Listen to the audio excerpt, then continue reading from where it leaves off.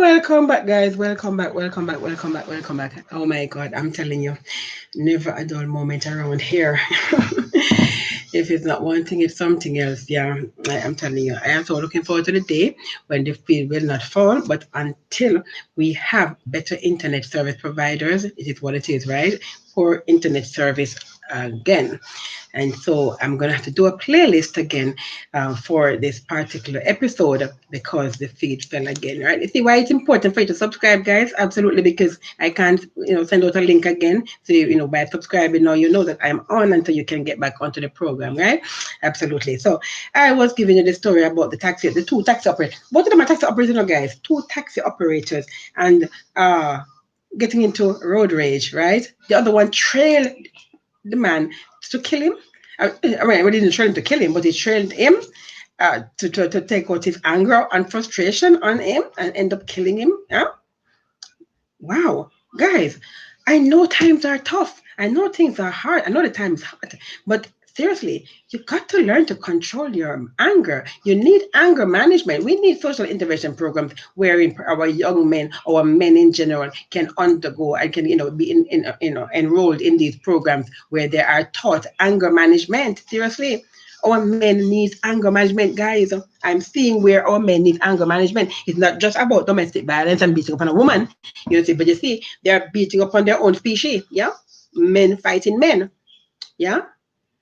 Anger, so much anger. But guys, I must tell you, if you have God in you, you won't be like that because God is love and love is God. Hmm? That's the solution. Yeah? Having the God in you will prevent you from doing what you're doing. I promise you. Hmm. Yeah. Continue with the news. So I gave you the story, guys, about George Williams, that mentally challenged man who has been languishing in prison for almost 50 years. Remember, I told you he went in from he was 21 years of age or 20 years of age. And then, he has been there and, he's 71 years of age and he went to court last week. If you did not see that story, go into my library. You will see it in my library. It is in my library. And it is labeled. You can go through the what do you call it now, the description, right, and find the story. I know I'm kind of behind with my description in the last couple of episodes, which I get caught up, but that one is already labeled, so you can find it in the description section when you go and look in my videos and watch that episode concerning the George Williams story. So this now I'm going to give you now is the latest in this saga, girl. Then the story with George Williams, I'm going to give you the latest update to the story. George Williams, the mentally ill man who has languished in a Jamaica's prison system without a trial for almost 5 decades, had to be taken to hospital last weekend. That's weekend you're gone, right? After being beaten by a younger inmate. According to attorney Issa Buchanan, on Saturday, Williams, who is now 71 years of age, suffered injuries to one of his eyes and to his ribs during the attack inside his cell at the St. Catherine Adult Correctional. His face is black and blue, Buchanan said of his client. Williams was treated at the Spanish Town Hospital and returned to the St. Catherine Adult Correctional Center, where he has been isolated in a different section. He is also awaiting the results of a CT scan.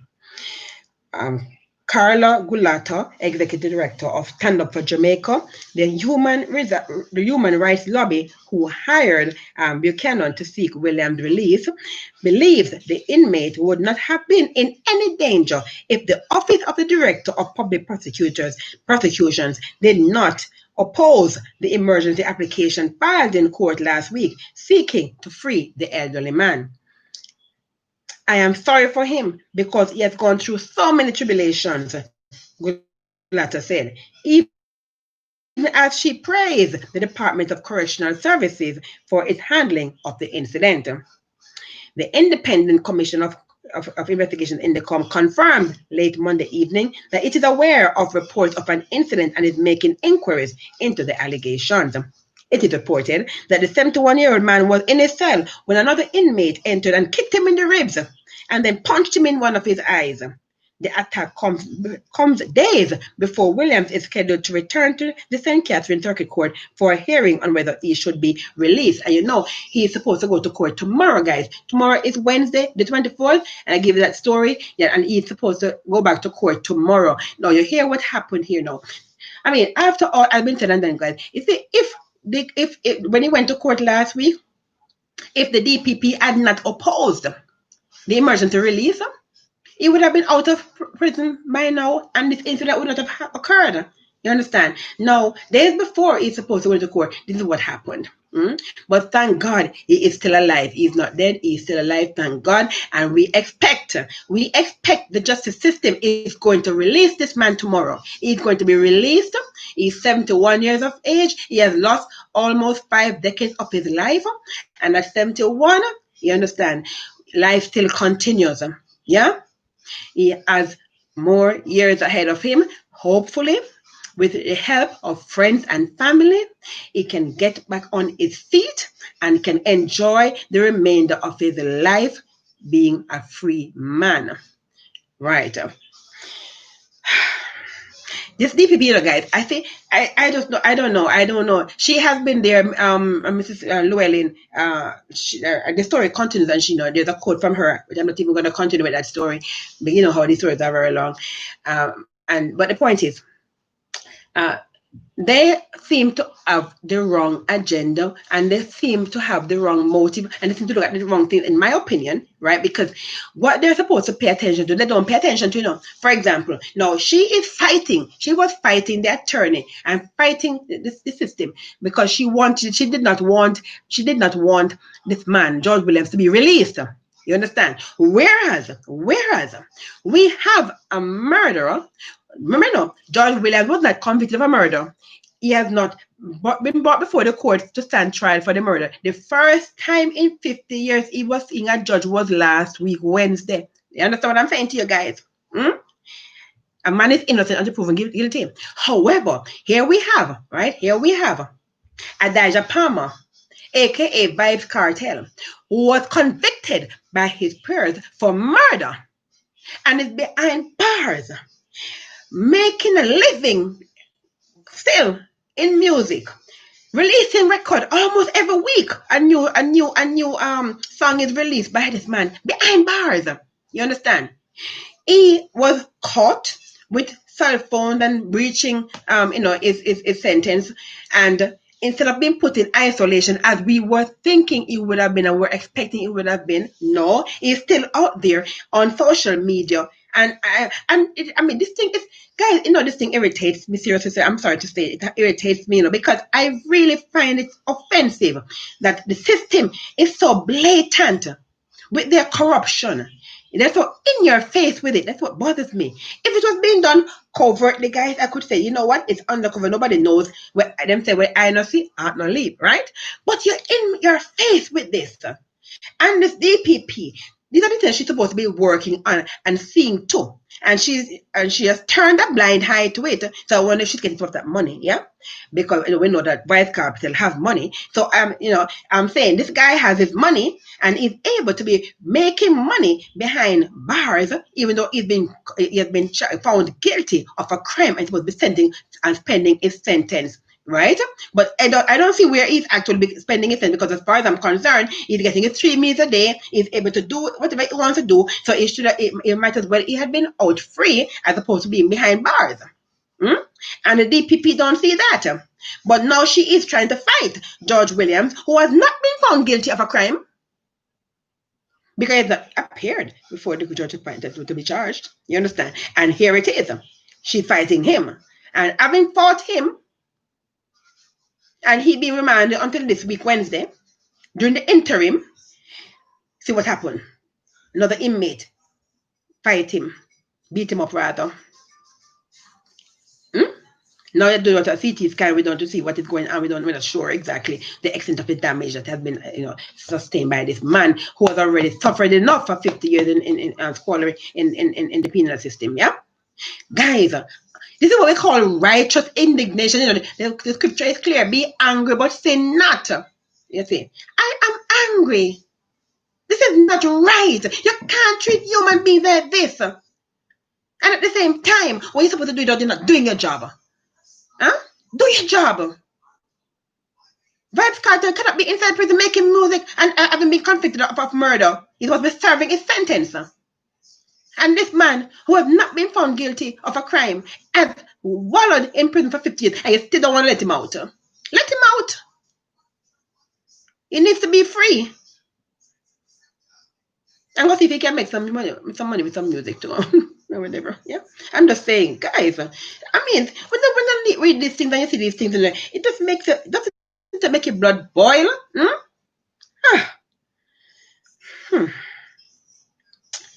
Yeah. I don't know. So I gotta give this one, guys. I gotta give it this one. So I gotta give this one. So now, there's a story. There's a story. There's the keyword. There's a story. On the front cover, of the today's paper. Today's paper. Let me see if I can make it see. Make it see it, guys. I'm gonna try and see if I can let you see the front page of today's paper. Let's see. Can you see it? That's the front page of today's Gleaner. That's the Gleaner. Yeah. You see what it says? Headline. I say what? What it says? Headline. Yeah. God Squad. God Squad. What are they talking about? Let me tell you what they're talking about. Okay, so it says, okay, party full of pastors to challenge JLP, PNP. Almost 80% of the candidates who have formed Jamaica's newest political party are pastors, and the man behind the movement is confident that they will win the next general elections. The recently formed Jamaica Progressive Party, JPP, says it is self-funded and sufficiently cash-rich to campaign with the big boys. Pastor Robert Renford, authorized representative for the JPP, said it was divinely inspired. Renford said that the party was ramping up its campaign machinery and that Jamaicans would be seeing and hearing from its 54 prospective candidates as they visit communities come July. He declined to list the names of the pastors until a later date. Quote, "We are very serious about listening to the voice of God and what God wants for this nation. And so we are clear of the mandate that we have to move Jamaica forward, to make Jamaica the place where God will be happy with this nation." Renford, the party's prospective general secretary, told the Gleaner. He's a former government technocrat, said that the party has already secured more than the 500 signatures required by the Electoral Commission of Jamaica, the ECJ, to be registered. The president will be Apostle Gilbert Edwards. Yeah, I remember I gave it a story already, guys. So this is the latest development with regard to, so I'm presuming, yes, everybody knows that they are, it is not official, they are not officially registered, JPP, Jamaica Progressive Party, and so now we have four guys, we now have four parties, right, that are going to be running in the next general election. And now you hear people talking about election in August. I'm like, are you crazy? Election in which August? Unless the Prime Minister is a liar. And I did not say that. Okay, but I'm just saying there can be no election in August unless the Prime Minister is a liar. Okay, so, and since I'm not calling him a liar, that means there can be no election in August. All right. But anyway, meanwhile, People's National Party, PNP, spokesperson security Fitz Jackson is demanding an explanation from Prime Minister Andrew Holness and Attorney General Marlene Malahou Fort on the delay in signing of the new Memorandum of Understanding, MOU, with the United States, which has taken the better part of 3 years, which is not true. It's not 3 years. But again, you see, guys, misinformation. This is coming from supposedly an authentic source, right? And you expect them to give you accurate information. And I'm like, seriously? this is not accurate information because that's when out of the horse's mouth. That was not the time frame that was given, and I'm going to get to that in a minute. Well, let me just tell you what is said here in this particular article on the matter. Okay, the MOU with the United States was has taken the better part of 3 years, they claim, despite the country's worsening crisis with gun violence and murder. So, in a statement issued, Jackson said, it is unbelievable that a program of assistance of this nature, which offers benefits to Jamaica in possibly stemming the flow of contrabands, particularly guns and ammunition to the country, would have taken the government this long to conclude. He was, of course, responding to the news that the government had delayed the signing of the MOU for 4 years, which would have enhanced the island's capabilities at the ports to stem the illegal importation of illicit items to the island, including guns and other contraband. Jackson is questioning whether the government's dithering on the US MOU has any relation to the cybersecurity arrangement with a private Israeli company and whether there are points of conflict between America and the government's plan. Quote, the government needs to explain the delay to the Jamaican people who continue to suffer from the poor policy options of the Andrew Holness-led administration. The government dithered for 4 years more, and more innocent Jamaicans fell victims to gun violence, which is now spiraling out of control. With the best of intentions, we have been unable to stop the flow of illegal guns and ammunition into the island. It's one of the reasons why our murder rate is so high, because our borders are porous, and if the MOU can help halt the flow of guns, we need to know why was it delayed, Jackson outlined. So let me give you that story now. This was actually in the Sunday paper, guys, from the Donald Tapie, U.S. ambassador to Jamaica. So listen, and he was speaking to the Gillian editors forum, right? So listen to the actual story. The United States has been waiting for 4.5 years. So you're 3 years, you're 4 years, 4.5 years. So the United States has been waiting for 4.5 years to sign an MOU with the Holness administration that would help to stamp out corruption at the Jamaican ports that allow the importation of illicit items, the top American diplomat in Jamaica has disclosed. What's worse, Donald Tapie has suggested that senior Jamaican officials involved in negotiating the MOU, including the Prime Minister and lately the Attorney General, have not been clear on the issues that are holding up the agreement.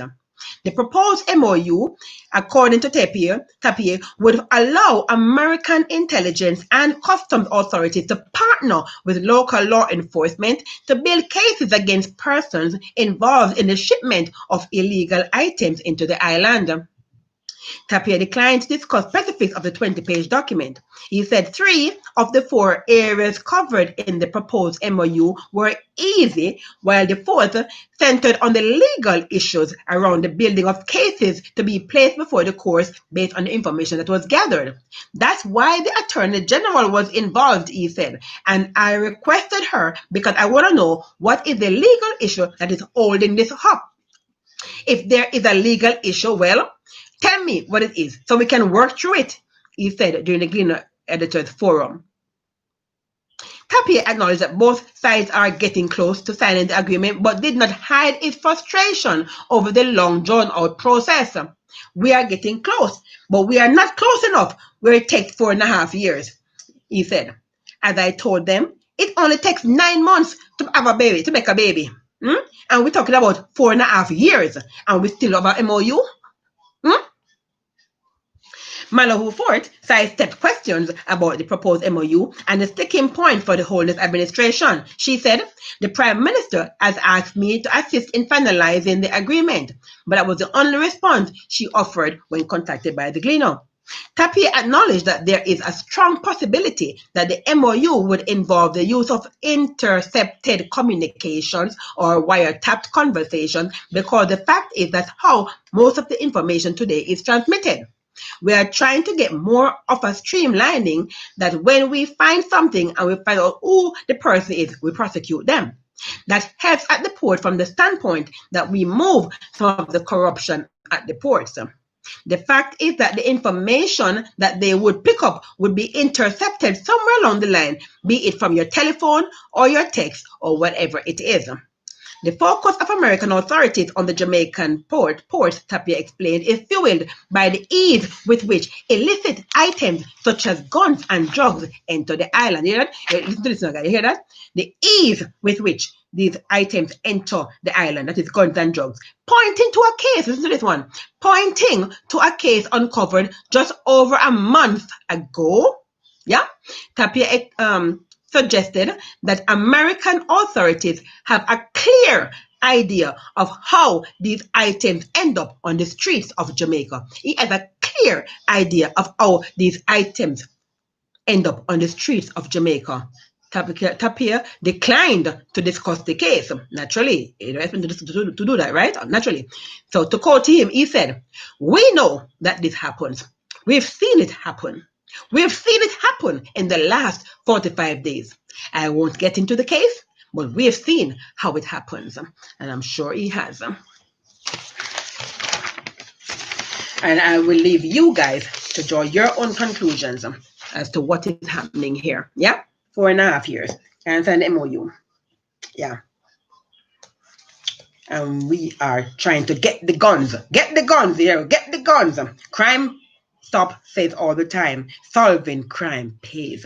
Yeah, but doing crime pays more, doesn't it? Yeah. Yeah, guys. Oh, and then the other story on the front page, I must just tell you that the other story on the front page of the Gleaner. You right? You see that on the other story on the front page? See? Are the police special? Are the police special? What do you think? Are the police special? Yeah? So let me give you that one quickly. So there is growing pressure on the government to give the Independent Commission of Investigation in the prosecutorial powers as the Office of this Director of Public Prosecution, the DPP, has been blamed for being too slow or ineffective in securing convictions involving the security forces. Them just slow and ineffective overall. And personally, I don't think that DPP need an overhaul. Don't you think? The DPP need an overhauling, and I think the DPP need to go. We need a new DPP, don't you think? The Director of Public Prosecution. I think our time has come. I think it's time for her to hang up her coats. What do you think? Let me know in the comments what you think about it. I think it's time. She's not very effective at all as a prosecutor. Yeah, we need a younger, and I'm not, again, remember, I don't do ageism. So it's not about her age, but I'm just saying she has been there for a very long time. And I'm saying the definition of insanity is doing the same thing over and over and expecting a different result, right? And so we need to have a younger head there, right? Not because of her age, but because she has been there long enough and is ineffective in her position now. And so give somebody a chance to go in and see that they can do something, right, in the justice system. Yeah. So anyways, continue with the story, guys. There are nearly 4,000, listen to this, there are nearly 4,000 open matters involving the police that are to be investigated and a ruling for prosecution given. Human rights lobby Jamaican for Justice, JJFJ, said on Monday. The call comes more than a month after Indicom lost its appeal to the Privy Council in its bid to initiate criminal prosecutions. Of course, because they did not have, according to they don't have the powers. That's why that's why they lost the case. If they had the power, they would have lost the case.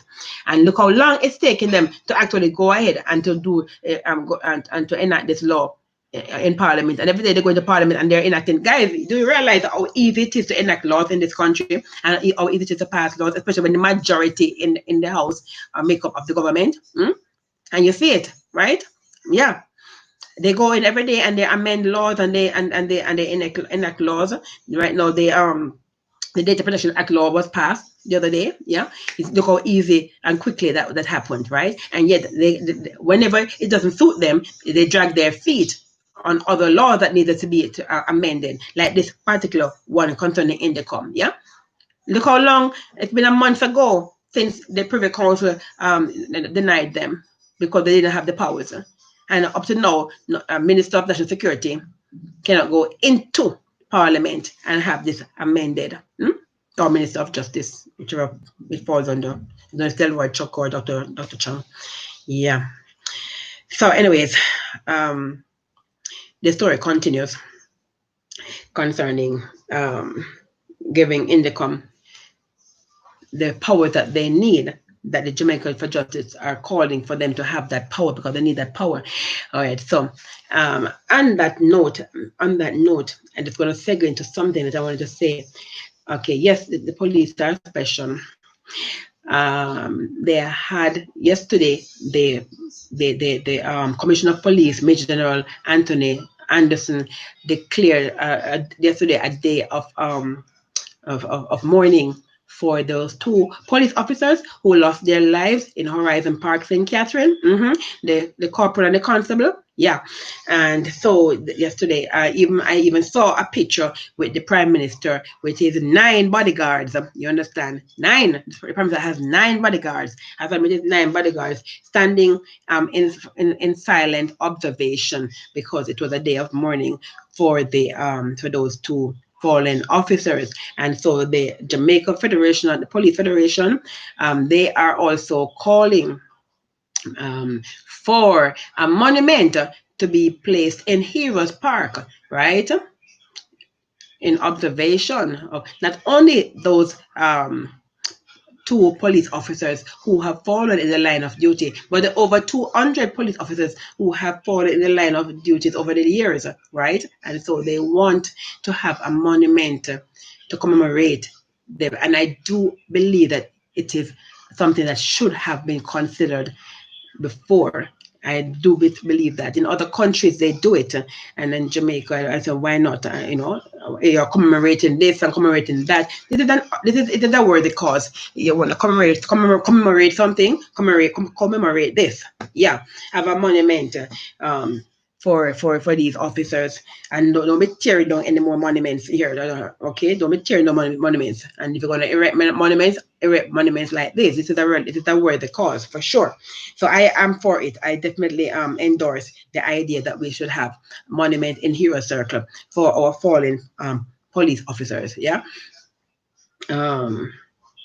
It could just be for armed forces, basically, because the JDF are very important because, granted, we've not had a war where they've had to fight wars on our behalf, you understand? But they have been they have been instrumental in other countries' wars. You understand? Our JDF force right here. Many times they are sent overseas to go assist other countries in their war. I mean, Haiti, Grenada, all over. They do that. And so we don't hear about these stories much, but they do fight, in other countries on our behalf because we don't have one here, right? But they are well trained. And so, and many of them lose their lives in the line of duty right here in Jamaica too. Not many of them, but a few of them, they do. And so I think they should have a monument for armed forces in general at the National Heroes Park. I am definitely for that. Absolutely. All right, guys. So I am wrapping up. Let me get a little international news into this. Oh, before that, I'll give you that Sahara Desert story. Before I end with the Sahara Desert story. So, international news. Let me give you this one, guys. So, did you know? So, yesterday in United Kingdom, in UK, was considered Windrush Day. Yeah, yesterday was Windrush Day celebrated in the UK, and so Prince Charles, United Kingdom's Prince Charles says that the UK owes Windrush generation a debt of gratitude. Excuse me.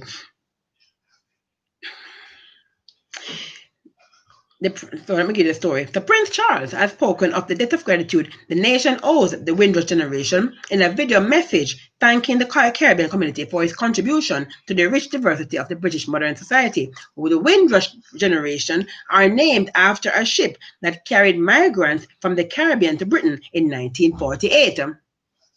The footage was shared by Clarence House on Twitter on Monday to mark 72 years since the Empire Windrush arrived at Tilbury Docks in Essex with around 500 people from Jamaica just months before the Prince of Wales was born. Yeah. So you know how old the Prince of Wales is, yeah? Yeah. Quote, they came to lend their hard work and skill to a country rebuilding in peacetime and to forge a better future for themselves and their families. He said they could hardly have imagined the immeasurable difference they, their grandchildren, and children would go on to make to so many aspects of public life, to our culture, and to every sector of our economy. The prince went on to pay tribute to the indispensable doctors, nurses, and other key workers during the coronavirus pandemic. The Black community has been hit particularly hard by this pernicious virus, he said. And the story continues. I just wanted to give that to you. Yeah. Um, and a little bit more international news. So, the state-owned carrier Caribbean Airlines, CAL, has recorded a loss of more than $40 million in just over a month period as a result of the impact of the COVID-19, Trinidad's minister in the Ministry of Finance, Alison West, said. She told the Senate that the airline during the period March 23rd to April 30th had estimated its losses at $14.2 million. The financial impact to Caribbean Airlines Limited from losses arising from the COVID-19 pandemic took effect from the beginning of March 2020, prior to the closure of our national borders, adding that demand for air travel had already been reduced significantly. The impact was further exacerbated following the closure of our borders at midnight on March 22nd. So they closed their border on March 22nd. As a wholly owned state enterprise, the Caribbean Airlines Limited has complied with government policy during the COVID-19 pandemic and maintained all of its staff on payroll.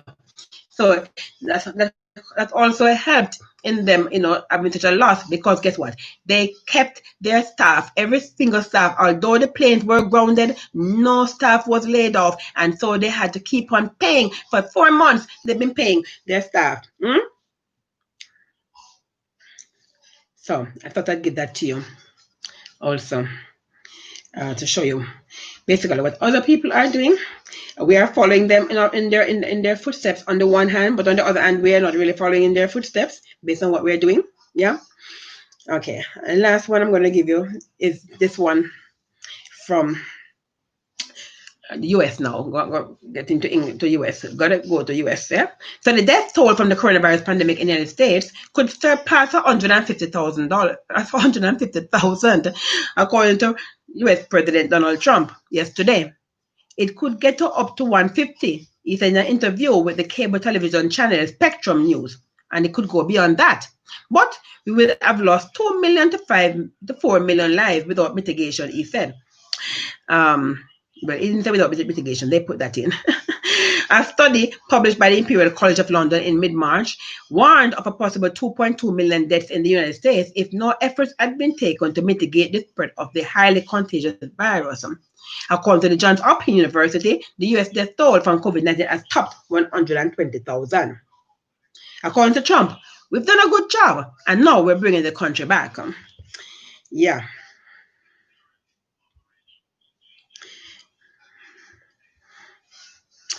And finally, for the day, I'm closing out with my lesson for you for today. In closing, excuse me. So, you guys, as long as you're in the Caribbean and at all, everybody is experiencing this right now, right? You know that there is a dust cloud, and it is caused by the sandstorm that we had in the Sahara Desert, which is in North Africa. So, for those who don't know about the Sahara Desert, let me tell you.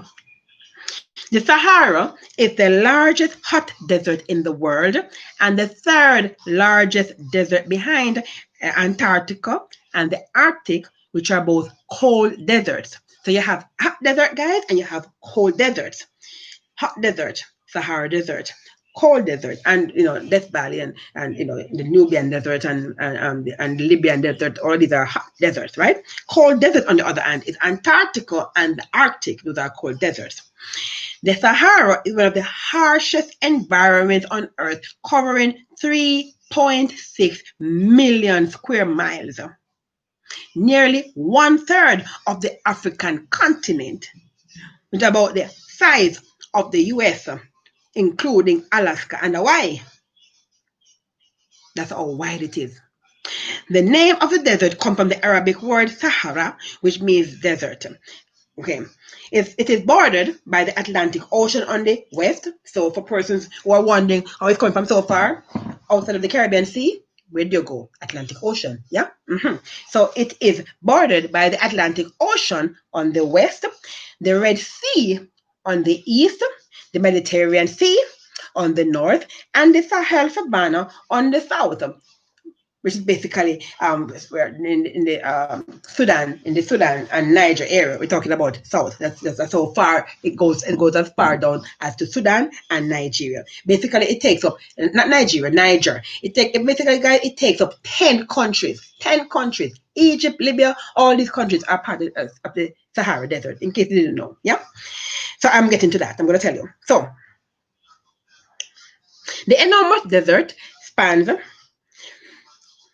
Algeria, Chad, Egypt, Libya, Mali, Mauritania, Morocco, Niger, Sudan, Tunisia, and now they've added also Western Sahara.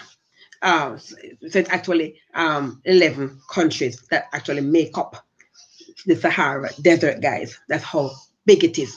If you don't think about geography, you know how big Egypt is, you know how big Libya is, and it makes up 10, 11 countries now, they say. When I was learning about it was 10, now they've added one, so now it's 11. The Sahara Desert has a variety of land features, but is most famous for the sand dune fields that are often depicted in movies. You know, watch these famous movies, like even including Sahara, right? The dunes can reach almost 600 feet. A sand dune, let me say it again, a sand dune can reach up to 600 feet. But they cover only about 15% of the entire desert, these sand dunes. Other topographical features include mountains. So in the desert, it has mountains, it has plateaus, it has sand and gravel covered plains, it has salt flats, basins, and depressions, right? Although water is scarce across the entire region, the Sahara contains two permanent rivers. Now, there are two rivers that run through the desert. You have the Nile River and the Niger River. And most people know about the River Nile. Not many people know about the Niger, but most people know about the River Nile, right? The River Nile, that river, runs through the Sahara Desert. That's how big it is. Okay, so as I was saying, it covers that region, at least 20 seasonal lakes, right? And which are the primary source of water in the more than 90 major desert oases. Water management authorities once feared that the aquifers in the Sahara would soon dry up due to overuse, but a study published in the journal Geophysical Research Letters in 2013 discovered that the fossil, of which aquifer is, meaning non-renewable, were still being fed via rain and runoff. So there's not much rain in the desert, but there is a little rain. It does rain every once in a blue moon over there. Every once in a blue moon, that's when it rains. Yeah, but it does rain.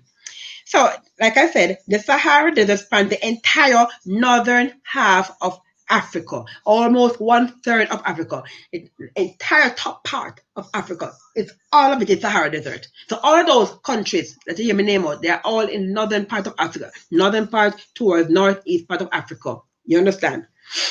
All right. Where was I?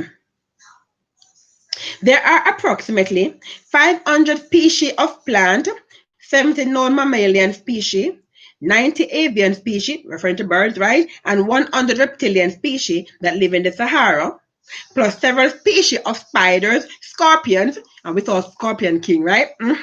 And other small arthropods, according to the World Wildlife Fund. Camels, we know that's one thing we know about the desert, right? We know about the camels. Camels are one of the most iconic animals of the Sahara Desert.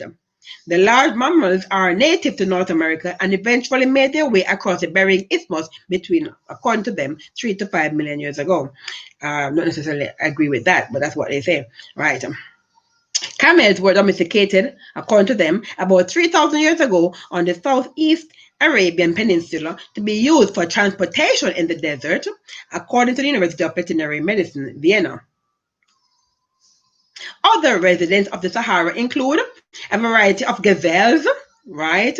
Cheetahs, desert foxes, and wild dogs also live in the desert, according to the Sahara Conservation Fund. Many reptile species also thrive in the desert environment, including several species of snakes, lizards, even crocodiles are in places where there are enough water in the desert. Several species of arthropods, as was mentioned before, also called the Sahara their homes, including the beetle. And we saw that movie, right?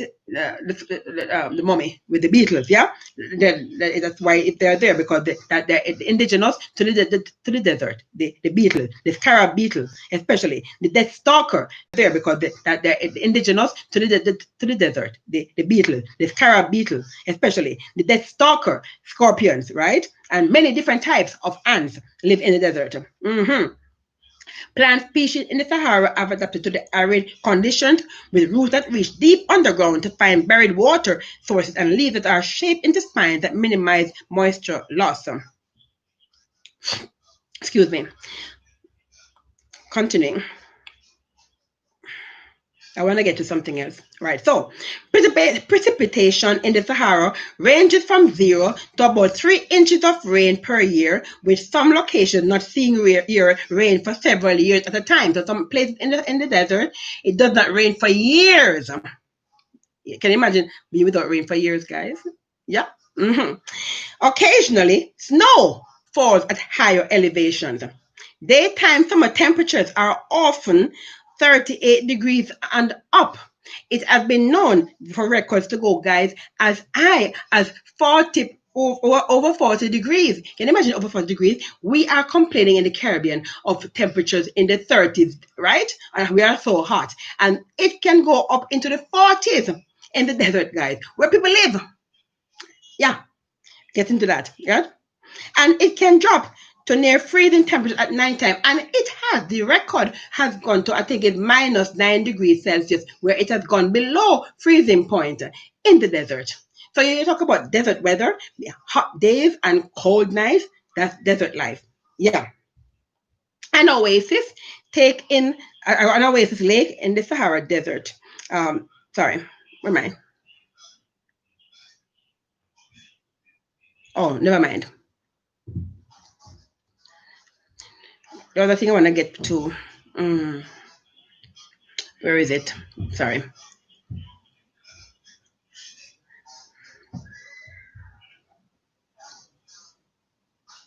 While all deserts, including the Sahara, increase in area during the dry season and decrease during the wet season, human-caused climate change in conjunction with natural climate cycles are causing the Sahara Desert to grow more and shrink less. According to a study that was done in 2018. The study's authors estimated that approximately a third of the desert expansion was due to human-made climate change. A proposal for mitigating the effects of climate change is to install large-scale wind and solar farms in the Sahara. The farms will provide clean energy and reduce the amount of greenhouse gases entering the atmosphere, and may also promote increased precipitation in the vicinity, according to the study published in the journal Science. Okay, I stop there. That's a little information for persons who didn't know about the Sahara Desert and wondering about the Sahara Desert. Now, between tomorrow and Thursday, I'm going to give you a little bit more information about it, the Sahara Desert, in terms of the population, the people actually living in the desert. Because many persons live in the Sahara Desert, as you would have known, because all of those countries that I named just now, all of them are in the Sahara Desert. But what they do is that they live in the oasis, that area in the desert where you actually have water and vegetation, you understand? So like the Nile Valley, for example, is a lush area where people actually live, right? Because most people don't actually live in the where the sun in the desert section, but where the oasis is in the desert is where you usually find life. That's where people live. So between tomorrow and Thursday, I'll give you some more information concerning that. right? But I just want people to understand what the desert is. And just so you know, the desert is not only in Africa, but in America you have desert. You understand? In South America you have desert. Oh, most people should know about the Mojave Desert in California. Yeah, that's a big desert where you find Death Valley. They call it Death Valley because I mean people actually die there because Death Valley the temperature can actually go in the Death Valley as high as in the 40s. Also in the Death Valley, yeah, people actually do die. In Las Vegas, Las Vegas, the city of Las Vegas is built in a desert. You didn't know that? Yeah. So it's not so unique having deserts, guys. We have deserts all over the world. You see. And whenever you have a sandstorm, whenever a sandstorm, then you have that dust plume. That dust plume that you find that is drifting off the Atlantic and drifting into the Caribbean. And now it's gonna continue to drift westward. Yeah, it's not that far as some people are making it out to be. Yes, and it happens all the time. Yes, the last time it happened in terms of the thickness of it was about 50 years ago. That the western border of Africa is the Atlantic Ocean, right? That's the Atlantic Ocean. And remember also how hurricanes are formed of that area also. That's where our hurricanes come from. So look at the hurricane travel, right? The system forms in the Atlantic off the coast of Africa and travels into the Caribbean. When we get it develops along the way, become a tropical storm, then a hurricane. Yeah, that's where it starts. So the same way the hurricane develops in the Atlantic Ocean in off the coast of Africa, in the same way you have now this particular dust plume coming. The trade winds blow it, right? And it's traveling off, from Africa, off the coast to the Caribbean. Yeah, same journey. Yeah, Atlantic Ocean is just above the Caribbean Sea. Yeah, the Caribbean Sea filters into the Atlantic Ocean. Yeah. Mm-hmm. All right. So, anyways, and that's my geography lesson for you, my viewers today. I hope you found it enlightening and informative. And I hope you enjoyed the program. I'm sorry, the feed fell. The feed fell, and I am really, really, really sorry about that. I'm going to have to make a playlist. Well, I know my dad is not watching today. He had to go onto the doctor's thing, so you will definitely have to. We'll be watching the playlist later. Okay, so guys, I thank you for watching. I know I've been having technical issues and through no control of mine.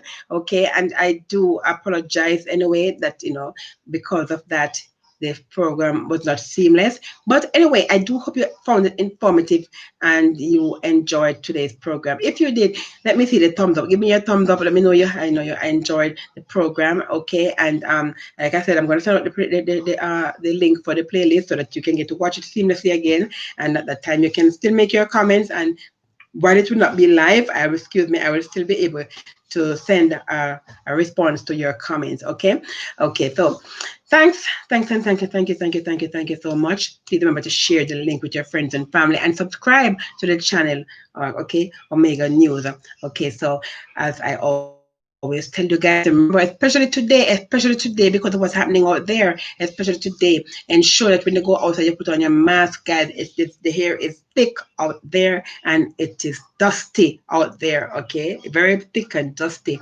And if you are asthmatic or you have another COPD, chronic obstructive pulmonary disease, or any other respiratory problems, guys, ensure that you wear your mask or stay indoors today. Okay, this is going to be around until about Thursday. And another system, because of there's another system that is right behind this one. So as it clears up, another one is coming over the weekend. As it clears up. So we are in for a treat of this is history, guys. 2020 is history in the making. I mean, I'm telling you, so many things that are going on. I can tell you something, guys.